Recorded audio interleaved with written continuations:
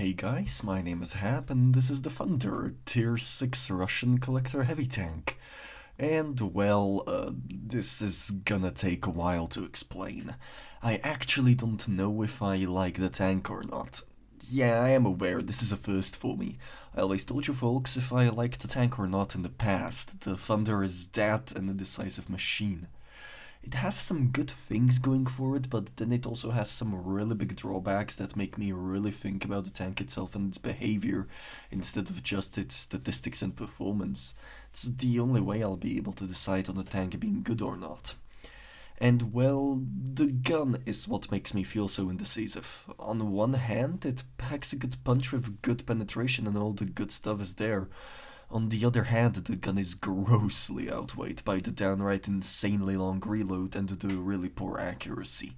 The reload is what completely kills the tank for me. There's other tanks at this tier with basically the same reloads and much better firepower in exchange. Hell, the KV-2 is one of them. The 10 degrees of gun depression is really nice, but the KV-1S already had 8 to begin with. It won't be making that much of a difference unless you're gonna play either of those for some time. The armor is kind of better, but I can't be certain if it's actually worth the slight sacrifices in other areas. You have far better frontal armor than the standard tank, and thankfully it's mostly in the places that count. Your lower plate is still pretty bad though. With some angling you can get some pretty nice armor values for the tier, but it's still hard to beat something of the likes of a VK36 or a Churchill. It is also pretty good hull down, but there's a small problem. Well, small, it's fairly large. I'm of course talking about the cupola. It's ever so slightly wider than the Tech 3 counterpart, but it isn't that difficult to hide. If you're peeking over a ridge, that's gonna make it much harder to hide though. The turret cheeks are slightly stronger than the Tech 3 deal too. So there's some clear improvements in the armor, however there's no actual improvements in the side armor, which would make it more interesting. It can side scrape, don't get me wrong, but it won't be too good at it. Angling is your friend here, and if you can make it harder to get your weak spots hit, be sure to do that as often as you can. The mobility took a small hit that isn't completely noticeable at first. The Tech 3 version isn't lights out fast either, but upon closer look it does get to places considerably faster. That's because the Thunder is using the stock engine. It's actually lighter than the KV-1S, but that stock engine limits it a little. It's still better than a lot of its competitors in the tier, but it's not amazing, really. So, how do I run the tank? Well, is it even necessary to tell you in this case? It's a tier 6.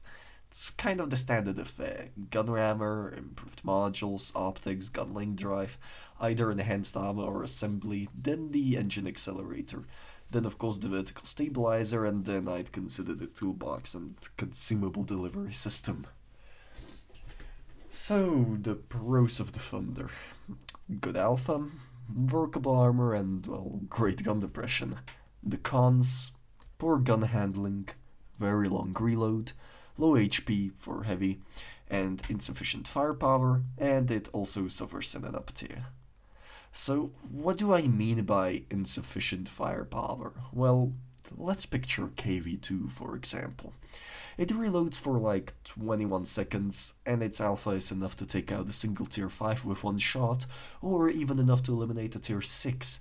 However, the Thunder has 400 alpha, and the almost 18 seconds you have to wait for the shell to load are not really justifying the longer reload.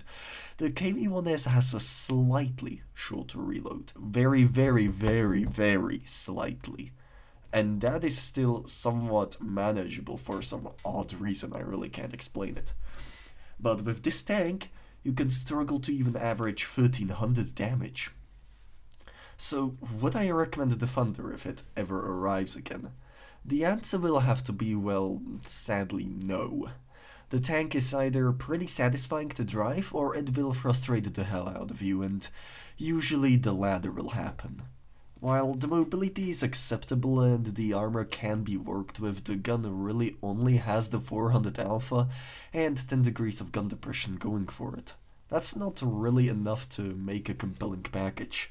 Not to mention it is absolutely screwed when it has to fight tier 7s. If it fights something like a BP or a Tiger P, you might as well prepare for a funeral. It is a good tank, however, if you want a challenge. Some people play tanks to challenge themselves and to push themselves further. So if you're one of those people, this could be the tank for you. What alternatives there are then? Well, obviously the KV-1S. If you don't like that tank, then don't even bother with the Thunder, it will only make you feel regret. And this one may come from the left field, but the SU-100Y is an alternative I'd consider. It has similar mobility, granted, it has no armor, but the gun is its main point. The slightly derpy 130mm naval gun really works great, and the fact your gun is an actually threatening weapon is what's missing from the Thunder. Unless they buff the Thunder in a big way somehow, you can expect the same verdict from me again and again. And with that, let's look at some replays. One of them is homemade, and the other one is from another person. Alright, so, the first one is on For the Despair, and this replay is from Skills. I have actually had a few issues looking for replays for the Thunder, because really nobody plays it. It's really that, well, uninteresting, I would say. Ever since getting it like back in June, I have only done like 30 or 40 battles in it, and if someone says if I'm gonna keep it or not, I'm gonna say no. Because honestly, looking at stuff like this, oh boy, once you get to see that first shot, you're gonna be annoyed.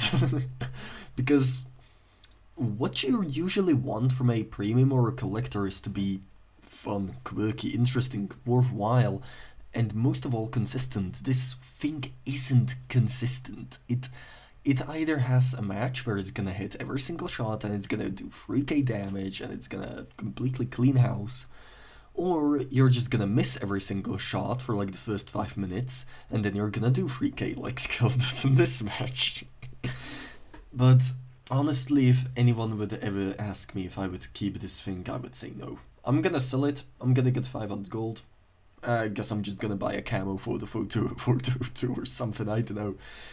Mainly because I just have some sort of a spark for British mediums. I have a sudden attraction to them. The hash is too good to give up.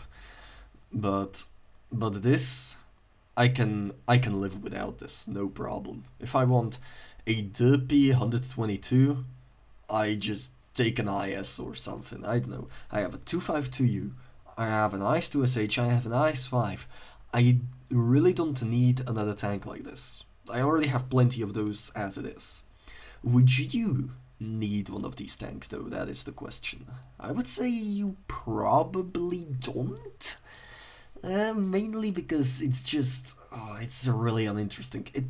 It took a long time to grind too. I think it took me like 2 weeks from the battle pass, because I was just like doing every mission per day, and then I just got the pass in the middle of that, and bam, I was happy.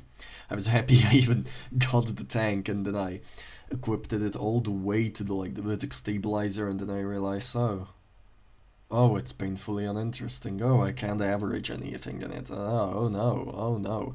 Well, it can do also shots like that. Bam. No, these shots are really spicy, man. Oh, I can't get. I like. That's one thing I like about the Thunder, I'm gonna admit. When it gets a chance to absolutely nuke something, it will do that. I mean, watch this KV-1. Where did his elf go? Where did its elf go? I don't know. Ask the gun. So I would suppose that this is definitely one of my least favorite lower tier collector premium tanks, whatever. It doesn't even earn any money, which would be a good thing if you didn't have money for a higher tier premium and you only got this premium battle pass after using the rest of your pocket change or something like that. I used to be like that, but honestly I can't say that it's really anything interesting.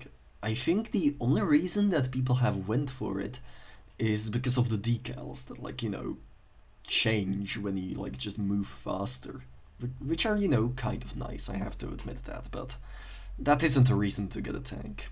if I want some nice shiny Fangle tank, I get myself a WZFT for £50 and I'm done with life because I'll have one of the most ridiculous tier 8s up to date. So let's wrap this up a little bit. Would I recommend the Thunder to anyone? Not really, no, not really. Would I recommend buying it if it arrived in the stores? No, that's again a no. It's if you just want a tank like this, get a KV-1S, or if you don't want it, then don't get anything like this. That sounds a little bit weird, but yeah, you know what I mean. So, other than that, my salary is arriving on the 15th, so I should have my new laptop by the 20th, hopefully. And after that, I suppose that I can prepare some spicy stuff, some spicy videos. My mic, however, will be up for grabs all the way in like mid-September, so that's gonna take a while. So, hey, now we've gotten to the end of the match. Skills has gotten 3k damage somehow, which is a really impressive result for a tank with 1300 DPM, and the fact that he missed a few shots in the beginning, but hey, like practically almost 3,500 damage. I'd say that's a really nice result of this tank. So, I hope you have somehow enjoyed this video. My name is Hap. Feel free to like, comment, subscribe, and I'll catch you all guys later. Next time it's gonna be a long video talking about the intricacies of Hesh. Thank you guys for watching and have a nice day.